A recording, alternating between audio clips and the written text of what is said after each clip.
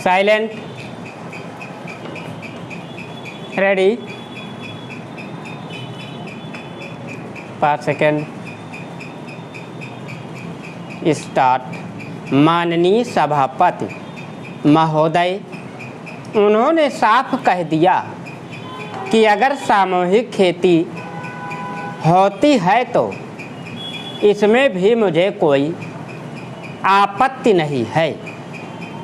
मैं ये कहना चाहता हूँ कि इस बिल को देखने के यह साफ स्पष्ट होता है कि उस सहकारी समिति के जितने सदस्य होंगे वह अपनी अपनी ज़मीन को एक साथ कर लेंगे और अगर समिति से निकलना चाहेंगे तो एक साथ अधिक ज़मीन उसको नहीं मिल सकती है। इस बिल के संबंध में इस सदन के सरकारी दल वाले लोगों ने और विरोधी दल के लोगों ने बहुत सी बातें कही हैं। जैसा कि यह बिल है, इसको अभी समिति के सामने विचार के लिए जाना है और वहाँ से विचार होने के बाद यह इस सदन के सामने फिर से विचार के लिए पेश किया जाएगा।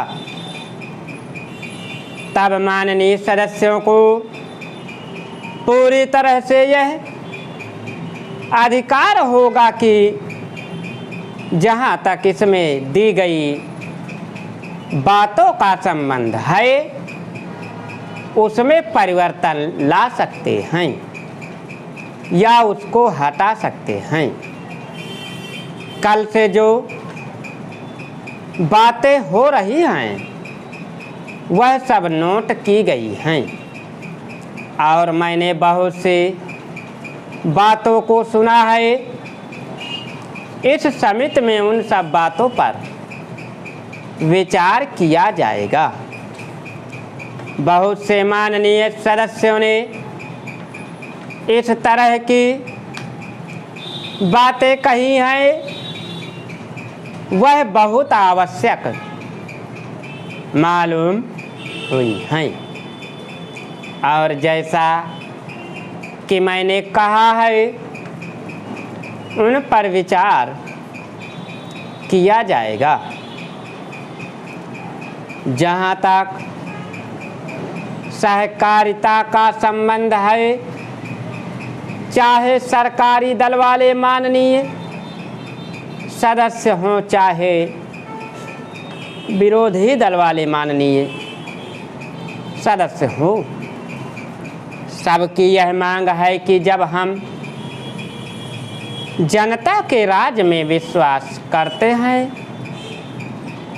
और अपने यहाँ जनता का राज स्थापित कर लिया है और जबकि देश में गरीबी है और उसका गलत लाभ भी उठाया जाता है, तब सहकारिता की बहुत आवश्यकता है। इसको रोकने की आवश्यकता है। यह सभी लोगों की राय है।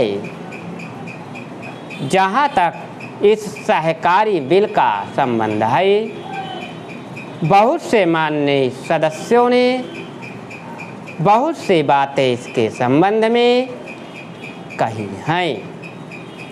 मैं सब बातों का विवरण तो मैं उत्तर नहीं दे सकता हूँ, लेकिन मैं थोड़े में विशेष बातों का उत्तर देने का प्रयत्न करूँगा।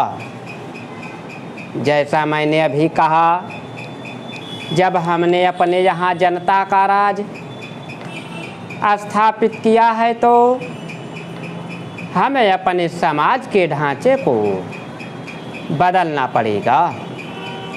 हमारे यहाँ गरीबी और अमीरी चली आती है हमारे देश में एक गहरी खाई चली आती है